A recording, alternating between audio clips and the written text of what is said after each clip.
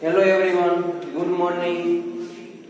Last વિડિયોની અંદર આપણે વનવાસ આકર્ષણ બળ છે એના વિશે જનરલી ચર્ચા કરેલી કે જે તમને 3 માર્ક 2 માર્કની અંદર પ્રશ્ન પૂછાય તો તમારે કેટલી થિયરી લખવાની થાય.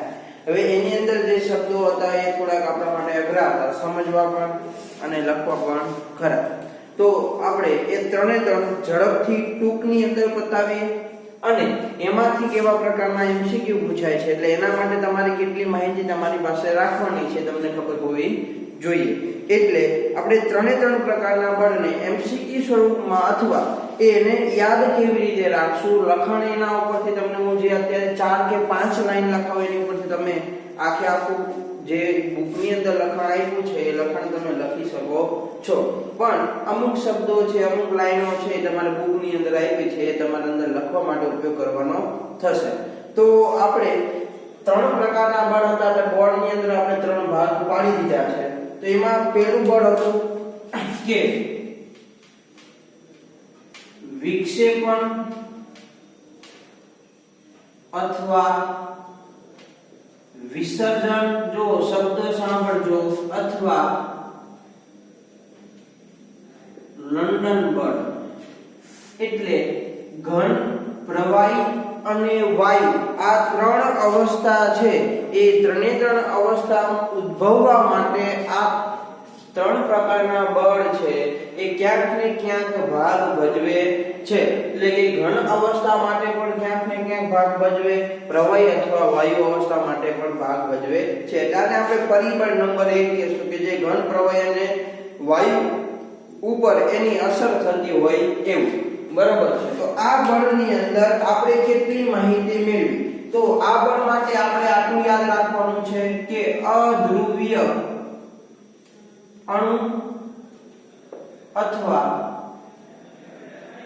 પરમાણુ, અને એના માટે આવી આપણે આકૃતિ દર્શાવેલી કે જેની અંદર ફક્ત ધન વીજભાર છે જે ઇલેક્ટ્રોન છે બધી રીતે સમાન રીતે વહેંચાયેલા હોય બધી જગ્યાએ. તો આને અધ્રુવીય અણુ અથવા શું કહેવાય? પરમાણુ કહેવાય. બીજું દ્વિધ્રુવીય અણુ અથવા પરમાણુ.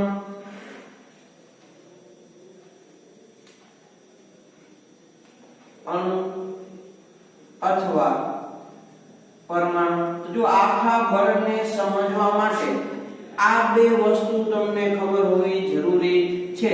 A અને B નામ આપીએ તો આ એક પ્લસ ડેલ્ટા મળે છે અને એક માઈનસ ડેલ્ટા મળે છે.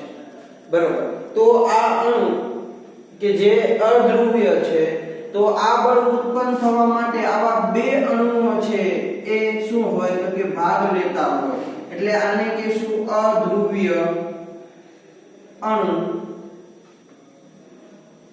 નંબર 1. ચાલો, અને એવો ને એવો બીજો અણુ લઈએ અધ્રુવીય અણુ નંબર 2. તો જો આ બંનેની અંદર શું થાય છે તો કે ક્ષણિક એટલે ટૂંક સમય માટે વિક્ષેપણ થાય. એટલે આપણને આવું કંઈક મળે. તો આ શું છે? ક્ષણિક વિક્ષેપણ. શું થાય છે? ક્ષણિક વિક્ષેપણ. એટલે તમને શું મળે તો કે અધ્રુવીય અણુ છે એમાંથી સૌપ્રથમ કેમાં રૂપાંતર થાય તો કે કોઈ ધ્રુવીય અણુની અંદર રૂપાંતર પામે છે. એટલે આ આપણને મેળવ્યું શું મળ્યું તો કે દ્વિધ્રુવીય અણુ મળ્યું. એવી જ રીતે આની અંદર પણ શું જોવા મળે તો કે ક્ષણિક વિક્ષેપણ થાય. કોના લીધે તો કે આ અણુના લીધે ક્ષણિક એવું શું થાય તો કે વિક્ષેપણ જોવા મળે અને પરિણામે એ અણુનું પણ રૂપાંતર કેમાં થાય તો કે 2 ધ્રુવોની અંદર થાય.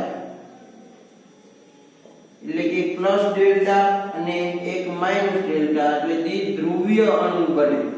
અને આ જે દ્વિધ્રુવીય અણુ બને છે એ દ્વિધ્રુવીય અણુ વચ્ચે શું હોય તો કે આકર્ષણ બળ હોય. અને આ આકર્ષણ બળને શું કહેવાય તો કે વિક્ષેપણ બળ અથવા વિસર્જન બળ અથવા લંડન બળ કહેવામાં આવે છે.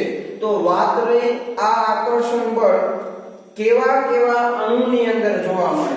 એટલે એનું એક્ઝામ્પલ ની વાત કરીએ તો જે હું તમને અહીંયા દર્શાવું છું, તો આના ઉદાહરણની વાત કરીએ તો જો ખાસ યાદ રાખજો, જે એમસીક્યુ માટે તમારે જરૂરી છે કે નીચે આપેલા અથવા આ અણુમાં કેવા પ્રકારનું આકર્ષણ બળ જોવા મળે છે અથવા કેવા પ્રકારનું વાન ડર વાલ્સ આકર્ષણ બળ જોવા મળે છે.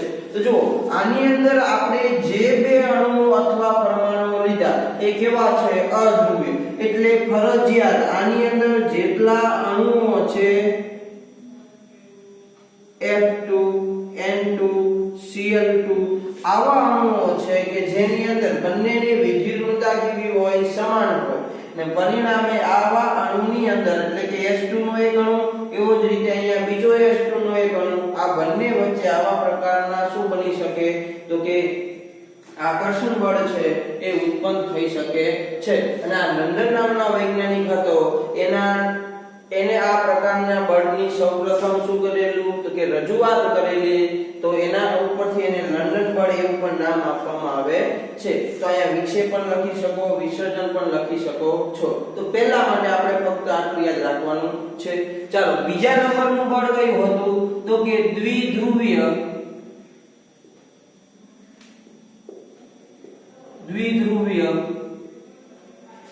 બળ. તો આના માટે આપણે ફક્ત 3 લાઈનો યાદ રાખશું. કઈ બાબત એના માટે આપણે યાદ રાખશું? તો જ્યારે તેમાં વિદ્યુત ઋણતાનો તફાવત હોય, આ બળ ક્યારે ઉત્પન્ન થાય?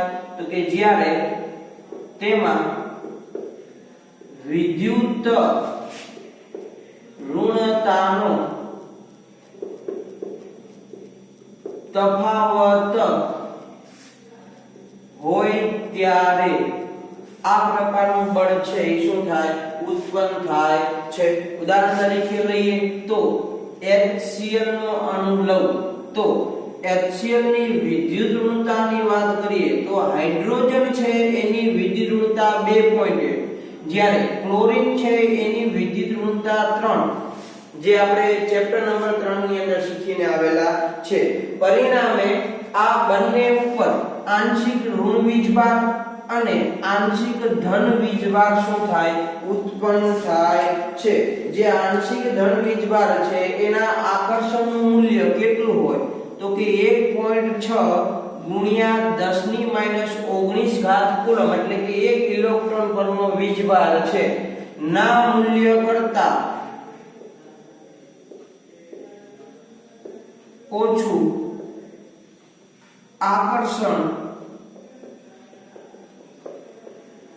ધરાવે છે. અને આ પ્રકારનું આકર્ષણ બળ છે કેવા અણુઓ વચ્ચે ઉત્પન્ન થાય? તો કે બંને કેવા હોય? તો કે ધ્રુવીય અણુઓ હોવા જોઈએ. જો આમાં બંને કેવા હતા? અધ્રુવીય હતા. અને પછી કેવા બન્યા? ધ્રુવીય. એટલે એક પ્લસ ડેલ્ટા, એક માઈનસ ડેલ્ટા. એટલે અહીંયા આપણે HCl નું ઉદાહરણ લીધું હતું, તો આપણે અહીંયા એક H અને અહીંયા Cl, અહીંયા પણ H અને અહીંયા Cl, એટલે કે પ્લસ ડેલ્ટા માઈનસ ડેલ્ટા. અને એના ચુંબકીય શાક માત્રાનું મૂલ્ય તમને કેવું મળે? તો કે તમને મેં કાલ સૂત્ર લખાવેલું કે μ q * d. એટલે આ બંને વિદ્યુત ધ્રુવો વચ્ચેનું અંતર અને આ બંને વિદ્યુત ધ્રુવના જે વીજભાર છે એનો તફાવત, આ બંનેના ગુણાકાર છે એટલું તમને મળે. તો જો આ શું છે? તો કે દ્વિધ્રુવીય અણુ, અને આ પણ તો કે દ્વિધ્રુવીય અણુ. તો જો આ બંને દ્વિધ્રુવીય અણુઓ વચ્ચે જે બળ ઉત્પન્ન થાય એ બળને શું કહેવામાં આવે? કે દ્વિધ્રુવીય આકર્ષણ બળ કહેવામાં આવે છે. એટલે આની અંદર આ આકર્ષણ બળ સિવાય વિક્ષેપણ બળ પણ શું થાય? ઉત્પન્ન થાય છે. એટલે કે લંડન બળ પણ ઉત્પન્ન થાય છે. આ ત્રણમાંથી કોઈ પણ નામ તમે લખી શકો છો. અને આના ઉદાહરણ જોઈએ કે બે આ આપણા MCQ માટે, કે ઉદાહરણ તરીકે આ કેવા પ્રકારના અણુઓની અંદર તમને જોવા મળે. તો જો એક HCl ની અંદર કે જો એમાં બે ધ્રુવો મળે, પછી HBr ની અંદર વત્તા NH3 ની અંદર વત્તા H2O ની અંદર વગેરેમાં આ પ્રકારના આકર્ષણ બળ જોવા મળે. તો એમસીક્યુ ની અંદર પૂછાય તો તમે લખી શકો કે આમાંથી કયા અણુ માટે કેવા પ્રકારનું આકર્ષણ બળ તમને જોવા મળે છે. ઓકે, ઝડપથી જોઈએ ત્રીજા નંબરનું બળ. તો શું હતું? તો કે દ્વિધ્રુવીય પ્રેરિત દ્વિધ્રુવીય બળ. તો જો દ્વિધ્રુવીય પ્રેરિત દ્વિધ્રુવીય બળ એના માટે વાત કરીએ તો આ બંનેનું કોમ્બિનેશન, 1 અને 2 નું કોમ્બિનેશન, એટલે વાત કરીએ તો એક અણુ લઉં HCl નો વત્તા એક અણુ લઉં H2 નો. તો જો આની અંદર જે HCl નો અણુ છે એ કેવો છે? તો કે દ્વિધ્રુવીય અને આ H2 નો અણુ છે અધ્રુવીય. તો જો બે અણુઓ લીધા, એક છે HCl અને એક H2O. તો જો દ્વિધ્રુવીય પ્રેરિત દ્વિધ્રુવીય આકર્ષણ બળ કેવા અણુઓની અંદર જોવા મળે? તો એક ધ્રુવીય અણુ હોય અને એક અધ્રુવીય અણુ હોય. એટલે તમને આવું કે HCl H2O વચ્ચે HCl H2 વચ્ચે કેવા પ્રકારનું આકર્ષણ બળ જોવા મળે છે?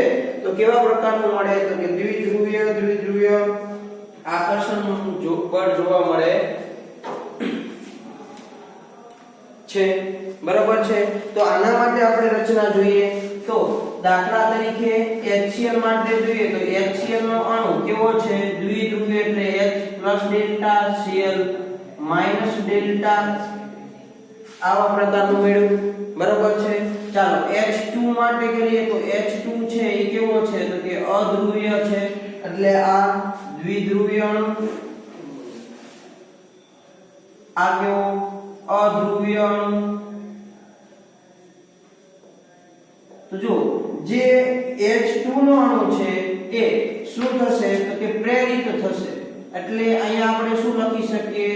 તો પ્રેરિત થઈ દ્વિધ્રુવીય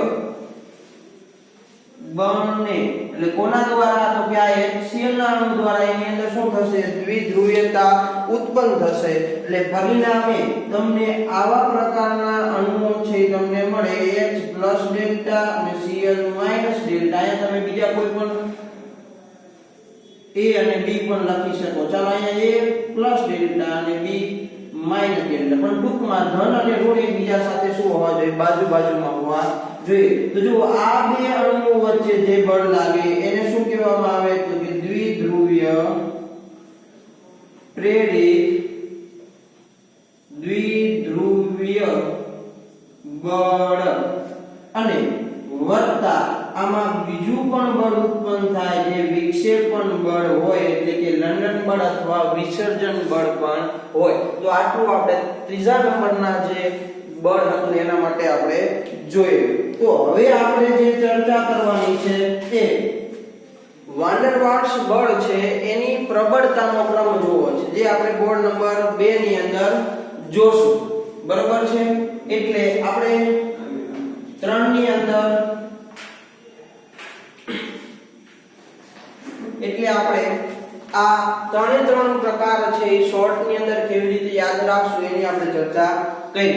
તો હવે આપણે જે જોવાનું છે એ શું જોવાનું છે? તો હવે તમને કદાચ MCQ માં પ્રશ્ન પૂછે કે આપેલા અણુઓને એની બળના, એટલે કે વાન ડર વાલ્સ બળની પ્રબળતાના ક્રમના આધારે ગોઠવો. તો પહેલા તો આપણને એ તો ખબર હોવી જોઈએ કે વાન ડર વાલ્સ બળના ત્રણેય બળો છે એમાં સૌથી વધારે પ્રબળતા કોની અને સૌથી ઓછી પ્રબળતા કોની? તો એના મૂલ્ય આપણને ખબર હોય તો એનું પ્રમાણે જે અણુની અંદર બળ ઉત્પન્ન થાય છે એ અણુને પણ તમે ગોઠવી શકો છો. બરોબર. એટલે આપણે એના વિશેની ચર્ચા હવે કરીએ અને પછી એક નવું બળ કે હાઇડ્રોજન બંધ, જેના આધારે આપણે ઘણી બધી બાબતો છે એ શીખી શકીએ છીએ એની ચર્ચા કરીએ.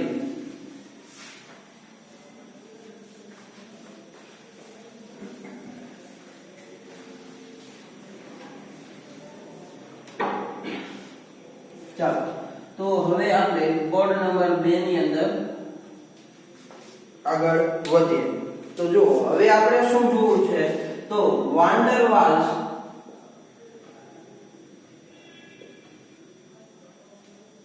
બળની પ્રબળતાનો ક્રમ તો જો આપણે ત્રણ પ્રકારના વાનરવાસ આકર્ષણ બળ જોયા તો એની પ્રબળતાનો ક્રમ છે એ મારે જોવો છે તો સૌથી વધારે જો પ્રબળતા હોય તો એ દ્વિધ્રુવીય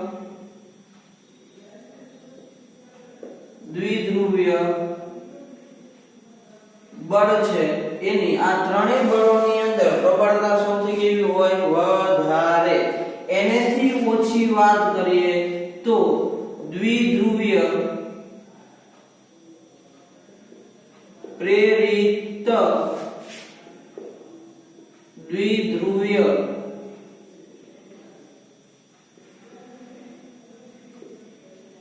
બળ છે એની પ્રબળતા હોય અને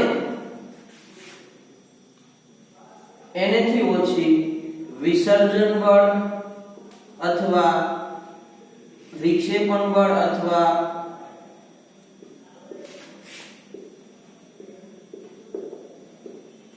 લંડન બળ આમાંથી કોઈ પણ શબ્દ તમે વાપરી શકો છો એટલે આ ક્રમ છે એ આપણે એમસીક્યુ માટે યાદ રાખશું કારણ કે આમાંથી તમને કોઈ પણ અણુ આપેલા તો દ્વિધ્રુવીય અણુની બે H2O અને HCl વચ્ચે કેવા પ્રકારનું આકર્ષણ બળ ઉત્પન્ન થાય તો એની અંદર દ્વિધ્રુવીય આકર્ષણ બળ ઉત્પન્ન થાય એવી જ રીતે તમને એ અણુઓ આપેલા છે એને આ ક્રમમાં ગોઠવવાના થાય તો તમને ખબર હોવી જોઈએ કે કયા બળની પ્રબળતા સૌથી વધુ અને કયા બળની પ્રબળતા સૌથી ઓછી એટલે કયું બળ નિર્બળ અને કયું બળ પ્રબળ છે એ તમારે ગોઠવવાનું થાય તો હવે આપણે કેના વિશે ચર્ચા કરીએ તો એક નવા ભાગ વિશે કે જે તમે આગળ ભણી ગયા છો એટલે વાત કરેલી કે હાઇડ્રોજન બંધ તો એ હાઇડ્રોજન બંધ વિશે આપણે ચર્ચા કરવાની છે તો અહીંયા આપણે નવો ટોપિક એટલે કે હાઇડ્રોજન બંધ વિશે આવી રીતે પૂછાઈ શકે કે હાઇડ્રોજન બંધ વિશે ટૂંક નોંધ લખો પ્રશ્ન શું પૂછાય તો કે હાઇડ્રોજન બંધ વિશે ટૂંક નોંધ લખો તો જો ખાસ હાઇડ્રોજન બંધ કોને કહેવાય એ આપણી પાસે માહિતી હોવી જોઈએ કારણ કે ભવિષ્યની અંદર ઓર્ગેનિકના ચેપ્ટરમાં આપણે ક્યાંક કામ આવશે તો ઊંચા ધ્રુવીય બંધ કેમાં ઉત્પન્ન થાય હાઇડ્રોજન બંધ તો કે ઊંચા ધ્રુવીય બંધ જો ધ્રુવીય બંધ ક્યારે બને તો કે જ્યારે વિદ્યુત ઋણતાનો તફાવત વધુ હોય એવા બે પરમાણુઓ એકબીજા સાથે જોડાય ત્યારે એનો જે બંધ છે એ ધ્રુવીય બને એટલે જેમ વિદ્યુત ઋણ તત્વની વિદ્યુત ઋણતા વધુ એમ બંધની ધ્રુવીયતા વધુ એટલે ઉદાહરણ તરીકે જોઈએ કે ઊંચા ધ્રુવીય બંધ જેવા કે HF NH OH જો આ બધા બંધો છે એવા બંધ હાજર હોય તેવા સંયોજનોમાં આ પ્રકારના સંયોજનોમાં અથવા અણુઓમાં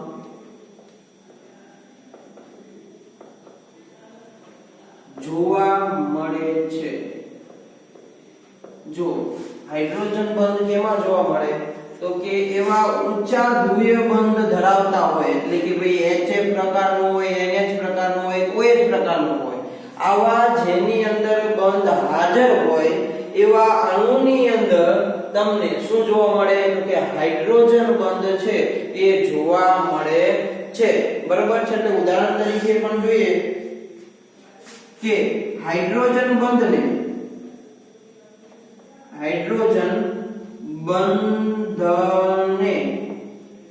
F O અને N પૂરતા જ મર્યાદિત ગણવામાં આવે છે આનો મતલબ શું તો કે તમને હાઇડ્રોજન જે બંધ બને છે કાંઈ ફ્લોરિન સાથે હાઇડ્રોજનનો બંધ હોય કાં ઓક્સિજન સાથે અને કાં નાઇટ્રોજન આ ત્રણ પૂરતા જ હાઇડ્રોજન બંધ બને છે એવું ગણવામાં આવે છે પરંતુ છતાં પણ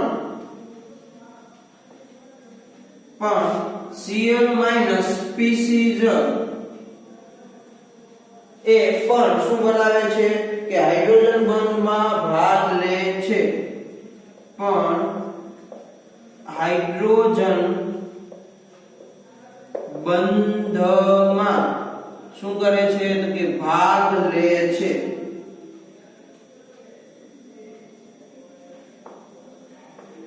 એટલે જો હાઇડ્રોજન બંધ બને કેમાં તો કે આ ત્રણ સાથે હાઇડ્રોજન બંધ બનવા જોઈએ એના પૂરતું જ મર્યાદિત છે કે ભાઈ આ ત્રણની અંદર જ તમને હાઇડ્રોજન બંધ છે એ જોવા મળે છે પણ છતાં Cl- સ્પીસીઝ હોય એટલે કે Cl- હોય તો એ પણ શું બનાવે છે હાઇડ્રોજન બંધ બનાવે છે તો હાઇડ્રોજન બંધની ઊર્જાની વાત કરીએ ભાઈ એ બંધની ઊર્જા કેટલી હોય તો આ આપણે એમસીક્યુ માટે યાદ રાખવાનું છે કે હાઇડ્રોજન બંધની ઊર્જા તો હાઇડ્રોજન બંધની ઊર્જાની વાત કરીએ તો એ ઊર્જા તમને 10 થી લઈ 1000 કિલો કેલરી પ્રતિ મોલ અથવા કિલો જૂલ પ્રતિ મોલ મળે છે કિલો જૂલ પ્રતિ મોલ મળે છે તો એમસીક્યુ ની અંદર પૂછાય કે હાઇડ્રોજન બંધની ઊર્જા કેટલી કે વન લાઇનર પ્રશ્નની અંદર તો કેટલી તો કે 10 થી લઈ અને 1000 કિલો જૂલ પ્રતિ મોલ જેટલી તમને મળે છે તો આ હાઇડ્રોજન બંધ દ્વારા તમે નક્કી શું કરી શકો તો કે હાઇડ્રોજન બંધ દ્વારા આપણે હાઇડ્રોજન બંધ દ્વારા ઘણા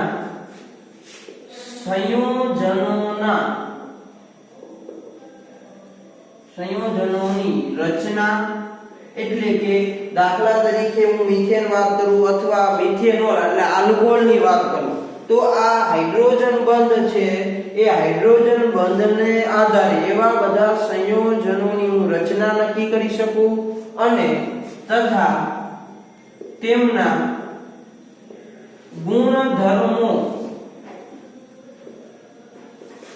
નક્કી કરી શકાય છે એટલે એમના ગુણધર્મો કેવા છે એટલે કે એની બીજા કોઈ પણ સંયોજન સાથે તમારે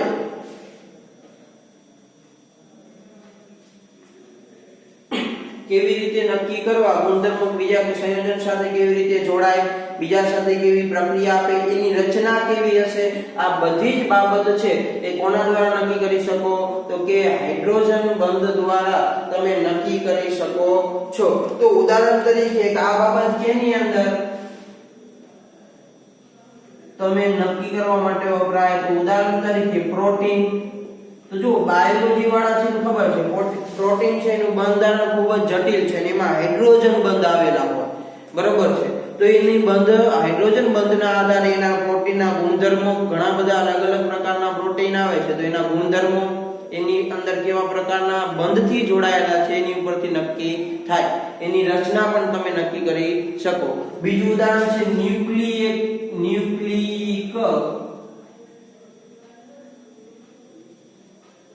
એસિડ એ પણ એક પ્રોટીનનો શું છે ભાગ તો આ બધાના બંધારણો અથવા એના ભૌતિક ગુણધર્મો છે અથવા ગુણધર્મો છે એ તમે નક્કી કરી શકો છો કોના આધારે તો કે હાઇડ્રોજન બળ છે હાઇડ્રોજન બંધ છે એમાં રહેલા બળના આધારે નક્કી કરી શકાય છે બરોબર છે તો હાઇડ્રોજન બંધની જે પ્રબળતા છે એટલે કે ભાઈ કેટલો પ્રબળ છે એ કોના આધારે નક્કી કરી શકાય તો એના માટે જોઈએ કે હાઇડ્રોજન બંધની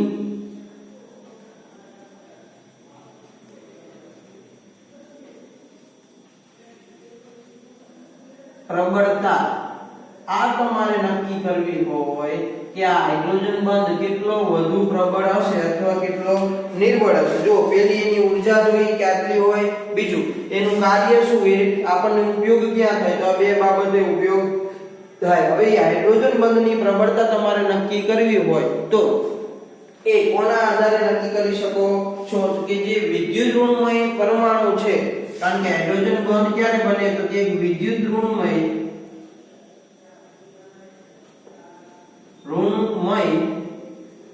પરમાણુ ના અથવા પરમાણુમાં રહેલા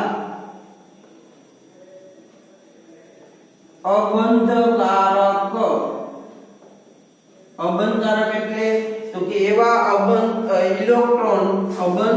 ઇલેક્ટ્રોન યુગ્મ એટલે કે એવા ઇલેક્ટ્રોન કે જેને હજી બંધ બનાવવામાં ભાગીદારી કરેલી નથી, એટલે એ પરમાણુ પાસે એ ઇલેક્ટ્રોન છે એમના જળવાઈ રહેલા છે. એ આપણે આગળના ચેપ્ટરની અંદર વાત કરેલી કે આ લુઈસ બંધારણની અંદર આ ઇલેક્ટ્રોન તમને જોવા મળે છે. કેવા કહેવાય તો કે અબંધકારક ઇલેક્ટ્રોન યુગ્મ કહેવામાં આવે છે. એટલે એ આપણે બાબતની ચર્ચા કરેલી. તો વિદ્યુત ઋણમય પરમાણુમાં રહેલા અબંધકારક ઇલેક્ટ્રોન અને બીજા અણુમાં હાઇડ્રોજન પરમાણુ વચ્ચેના બીજા અણુમાં એટલે વત્તા બીજું શું તો કે ભાઈ વિદ્યુત ઋણમય પરમાણુ છે તો એ જે વિદ્યુત ઋણમય પરમાણુ છે એમાં રહેલા અબંધકારક ઇલેક્ટ્રોન યુગ્મ અને તેમાં બીજા અણુમાં રહેલા હાઇડ્રોજન આપણે ઉદાહરણ સાથે સમજીએ. પરમાણુ વચ્ચેના કુલંબીય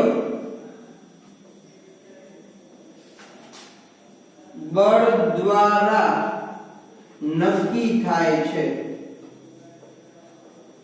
તો જો તમારે હાઇડ્રોજન બંધની પ્રબળતા નક્કી કરવી હોય તો આ બે બાબતો ઉપરથી નક્કી થાય કે વિદ્યુત ઋણમય પરમાણુ છે એમાં રહેલા અબંધકારક ઇલેક્ટ્રોન યુગ્મ વત્તા જે બીજો પરમાણુ એટલે શું. તો જો દાખલા તરીકે હું અહીંયા HF નો અણુ દર્શાવું છું. તો જો HF ના અણુની અંદર ક્લોરીન છે વિદ્યુત ઋણ પરમાણુ છે અને આ ક્લોરીન પાસે શું હશે તો કે અબંધકારક ઇલેક્ટ્રોન યુગ્મ હશે, બરોબર. તો એ બીજા પરમાણુના અથવા બીજા અણુમાં રહેલા, તો જો દાખલા તરીકે હું અહીંયા બીજો HF નો અણુ લઉં તો આ બીજા અણુમાં રહેલા હાઇડ્રોજન પરમાણુ વચ્ચેના કુલંબીય બળ દ્વારા, એટલે આ હાઇડ્રોજન પરમાણુ બીજા અણુમાં રહેલો છે એમાં રહેલા કુલંબીય બળો છે એના દ્વારા એ બંને વચ્ચેના આકર્ષણ બળ છે એ હાઇડ્રોજન બળનું મૂલ્ય તમે મેળવી શકો છો. તો જો આમાં શું થાય તો આ HF ના એક અણુમાં રહેલો ક્લોરીન એ આ બાજુના HF ના અણુમાં રહેલા ક્લોરીનને પોતાની તરફ શું કરશે, આકર્ષશે. પરિણામે અહીંયા જે બંધ આકર્ષણ બંધ બને એને હાઇડ્રોજન બંધ કહે છે. જો બંનેની વચ્ચે ઇલેક્ટ્રોનની ભાગીદારી નથી, અહીંયા ક્લોરીન અને હાઇડ્રોજન વચ્ચે જેમ ઇલેક્ટ્રોનની ભાગીદારી છે એમ અહીંયા જેમ ક્લોરીન અને હાઇડ્રોજન વચ્ચે ઇલેક્ટ્રોનની ભાગીદારી છે એમ અહીંયા રહેલો ક્લોરીન અને અહીંયા રહેલા હાઇડ્રોજન વચ્ચે ઇલેક્ટ્રોનની ભાગીદારી નથી. તો એવી જ રીતે આ શૃંખલા આગળ ચાલતી જાય. અહીંયા હાઇડ્રોજન, અહીંયા આપણે ક્લોરીન દર્શાવીએ તો જુઓ કે અહીંયા રહેલો ક્લોરીન એ બાજુમાં રહેલા HF ના હાઇડ્રોજનને પોતાની તરફ આકર્ષે. એની પાસે શું છે, અબંધકારક ઇલેક્ટ્રોન યુગ્મ. તો અહીંયા બંને વચ્ચેનું જે નિર્બળ અથવા આકર્ષણ બળ છે એને શું કહેવામાં આવે, હાઇડ્રોજન બંધ કહેવામાં આવે છે. તો હાઇડ્રોજન બંધ એટલે શું ખબર પડી કે એક વિદ્યુત ઋણ તત્વ એ બાજુના અણુમાં રહેલા હાઇડ્રોજન પરમાણુને પોતાની તરફ આકર્ષી રાખે એને શું કહેવામાં આવે, હાઇડ્રોજન બંધ કહેવામાં આવે છે. તો જો અત્યાર સુધીમાં આપણે 3 વાન ડર વાલ્સ આકર્ષણ બળ છે એ સમજ્યા અને એક હાઇડ્રોજન બળ એટલે કેવી રીતે બને તો એના માટે ઝડપથી જોઈએ કે હંમેશા HF, NH અને OH પ્રકારના જો વધુ ધ્રુવીયતા ધરાવતા એવા બંધ હોય એની અંદર હાઇડ્રોજન બળ બંધ ઉત્પન્ન થાય છે. બીજું એ M O અને N આ ત્રણ તત્વો સાથેના જ શું છે તો કે પરમાણુ સાથે જે મર્યાદિત ગણવામાં આવે છે એની સાથે જ હાઇડ્રોજન બંધ બને એવું માનવામાં આવે છે. પણ ક્યારેક જે Cl- સ્પીસીસ છે એ પણ આવા પ્રકારના હાઇડ્રોજન બંધ બનાવે છે. આ હાઇડ્રોજન બંધની ઊર્જાની વાત કરીએ તો એ આપણે 10 થી લઈ અને 1000 કિલો જૂલ પ્રતિ મોલ તમને મળે. એટલે કે આ હાઇડ્રોજન બંધ છે એને મારે તોડવો હોય તો એને મને આટલી 10 થી લઈ અને 1000 કિલો જૂલ પ્રતિ મોલ જેટલી ઊર્જા આપવી પડે. ત્યારે આ બે અણુઓ વચ્ચેનો બંધ જે હાઇડ્રોજન બંધ બન્યો છે જે ઇલેક્ટ્રોનની ભાગીદારીથી બનતો નથી એ બંધને તમે તોડી શકો છો. આ પ્રકારના બંધ છે આપણને કેવી રીતે ઉપયોગ થાય તો કે ઘણા બધા સંયોજનો છે એની રચના સમજવા માટે અને એના ભૌતિક ગુણધર્મો છે એ આ હાઇડ્રોજન બંધને આધારે નક્કી કરી શકાય છે. ઉદાહરણ તરીકે પ્રોટીન અને ન્યુક્લિક એસિડ. આ હાઇડ્રોજન બંધની પ્રબળતા કેટલી છે એટલે કેટલો વધુ મજબૂત છે એ જો મારે નક્કી કરવું હોય તો એમાં રહેલા વિદ્યુત ઋણ પરમાણુ તો આમાં જો ફ્લોરિન રહેલો છે તો એમાં રહેલા અવંતરક ઇલેક્ટ્રોન યુગ્મ એ જોવાના વત્તા બીજો અણુ છે એટલે આ બીજો અણુ છે એમાં રહેલા હાઇડ્રોજન પરમાણુ વચ્ચેના કુલંબીય બળ. એટલે કુલંબીય બળ તમે ફિઝિક્સ ની અંદર ભણો છો. આમાં વચ્ચે શું લાગતું હોય બે જુદા જુદા વિદ્યુત ભારિત પદાર્થો વચ્ચે અમુક પ્રકારનું બળ લાગે જેને શું કહેવામાં આવે કુલંબીય બળ કહેવામાં. કે Q1 Q2 r² વડે એને દર્શાવાય. બરાબર. તો એ કુલંબીય બળ દ્વારા તમે આ નક્કી કરી શકો છો. તો આ તો હાઇડ્રોજન બંધ એટલે શું? હાઇડ્રોજન બંધના પ્રકાર પણ ઘણા આવે છે એ આપણે જ્યારે જરૂર પડશે જ્યારે આપણે ભણવામાં આવશે ત્યારે એ હાઇડ્રોજન બંધના પ્રકાર વિશે આપણે ડિટેલની અંદર ભણશું. બરાબર છે. એટલે હાઇડ્રોજન બંધ એટલે શું એના વિશેની માહિતી આપણે મેળવી. ચાલો તો હવે આપણે જોવું છે કે ચાર પ્રકારના બળો આપણે જોઈ ગયા. ત્રણ વાનરવશ પ્રકારના અને એક આ હાઇડ્રોજન બળ એટલે કે હાઇડ્રોજન બંધના લીધે ઉત્પન્ન થતું બળ. તો હવે એને મારે પ્રબળતાના ક્રમમાં ગોઠવવા છે કે ભાઈ ત્રણ માટે તો તમને ખબર છે કે ભાઈ આવી રીતે એનો પ્રબળતાનો ક્રમ છે જે હાલ આપણે બોર્ડ ઉપર હમણે લખેલું. પણ હાઇડ્રોજન બંધ છે એની પ્રબળતા આ ત્રણ કરતા વધુ છે કે ઓછી એ ખબર હોવી જોઈએ. તો એના માટે આપણે MCQ માટે આટલી બાબત યાદ રાખશું કે હાઇડ્રોજન બંધ એની પ્રબળતા અત્યાર સુધી જોયેલા ત્રણ બળ કરતા કેવી છે વધુ. એનેથી ઓછી કોની આવશે તો કે દ્વિધ્રુવીય બળની. આપણે શોર્ટ ની અંદર લખું છું એટલે તમને ખબર પડી જવી જોઈએ. બીજા પછી ત્રીજા નંબર ઉપર આવશે પ્રેરિત દ્વિધ્રુવીય બળ અને ચોથા નંબર ઉપર આવશે વિસર્જન બળ. બરાબર છે. તો જો આવું થવાનું રીઝન શું છે કે ભાઈ હાઇડ્રોજન બંધ છે એ બંધની પ્રબળતા કેમ ત્રણેય કરતા વધુ. તો એના માટે જોઈએ તો આ જે બળ છે એ બંધ હોય છે. બંધ એટલે બંને વચ્ચે શું હોય તો કે બંધ સ્વરૂપનું આકર્ષણ હોય. અને ઓલું શું છે તો કે માત્ર આકર્ષણ બળ હોવાથી આ ફક્ત શું છે તો કે માત્ર આકર્ષણ બળ છે. અને જ્યારે આ શું છે બંધ છે તો હંમેશા બંધની મજબૂતાઈ છે એ આકર્ષણ બળ કરતા કેવી હોય વધારે હોય છે. એટલે હાઇડ્રોજન બંધ છે એની પ્રબળતા ત્રણેય પ્રકારના બળ કરતા કેવી હોય છે વધારે હોય છે. એટલે આ ક્રમ આપણે યાદ રાખશું. જો ઘન પ્રવાહી અને વાયુ આ ત્રણ અવસ્થા ઉત્પન્ન થવા માટે એક આ ચાર પ્રકારના પરિબળો છે એ શું કરે છે ભાગ ભજવે છે. તો હવે આપણે પરિબળ નંબર 2 ની ચર્ચા કરીએ કે ભાઈ ઘન પ્રવાહી અને વાયુ આ ત્રણ અવસ્થા ઉપર એની અસર છે એ કેવા પ્રકારની થાય એની આપણે ચર્ચા કરવી છે જે બોર્ડ નંબર 3 ની અંદર આપણે કરીએ. અને ટૂંકી એવી ચર્ચા છે. તો પરિબળ નંબર 2 અણુની આંતરિક પારસ્પરિક ક્રિયા. અણુની આંતરિક એટલે કે અંદરો અંદર પારસ્પરિક ક્રિયા તથા દબાણની અસર, કારણ કે આગળ હવે આપણે નકરા સૂત્ર સાબિત કરવાના છે એટલે આખા પાઠની અંદર સૂત્ર સાબિત કર્યા છે, બીજી થિયરી હવે નથી. તમારી માટે જે થોડીક થિયરી સમજવાની મુશ્કેલી હતી એ પોર્શન હવે પૂરો થાય. હવે આપણે ફક્ત સૂત્રો સાબિત કરવાની છે, એના માટેની થિયરી સમજવાની છે. તો જો અણુની આંતરિક પારસ્પરિક ક્રિયા એટલે અણુની અંદરો અંદર જે થતી પારસ્પરિક ક્રિયા છે અને એની ઉપર દબાણની અસર કેવા પ્રકારની થાય છે એના વિશે આપણે ચર્ચા કરવાની છે.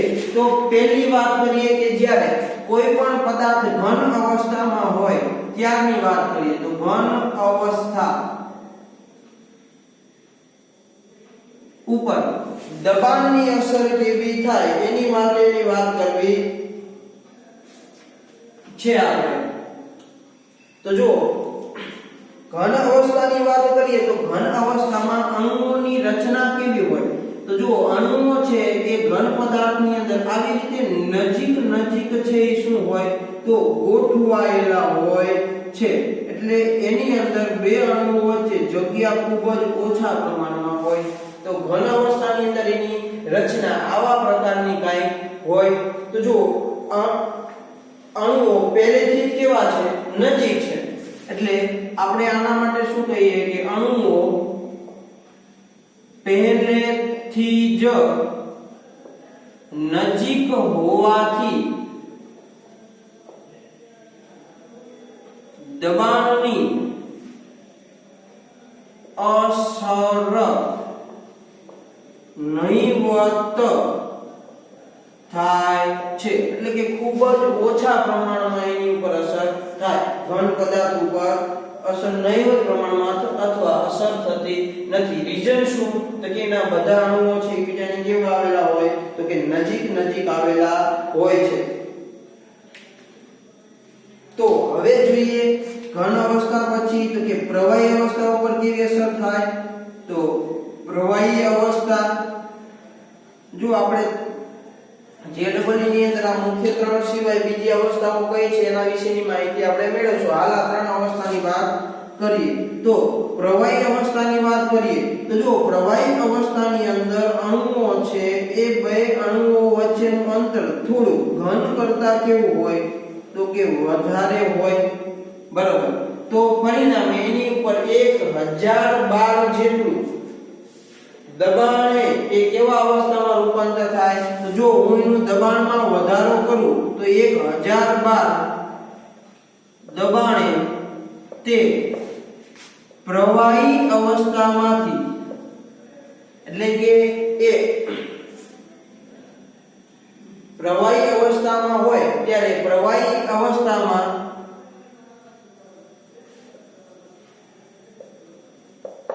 એનું 4% જેટલું કદ શું થાય ઘટે છે.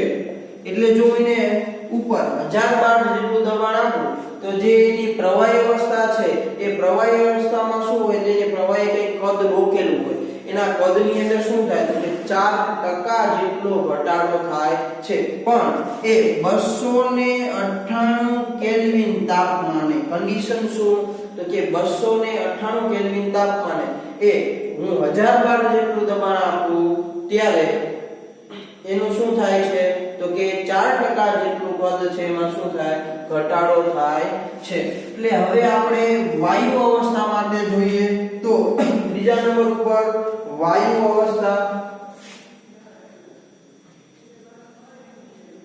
તો વાયુ અવસ્થા ઉપર જોઈએ તો વાયુ અવસ્થામાં પારસ્પરિક ક્રિયા કેવી હોય તો કે અણુઓ છે ને બને એટલા એકબીજાથી વધુ શું હોય દૂર રહેલા હોય. એટલે એની વચ્ચે પારસ્પરિક ક્રિયા કેવી હોય નિર્બળ. તેથી તેના પર દબાણની અસર સૌથી વધુ જોવા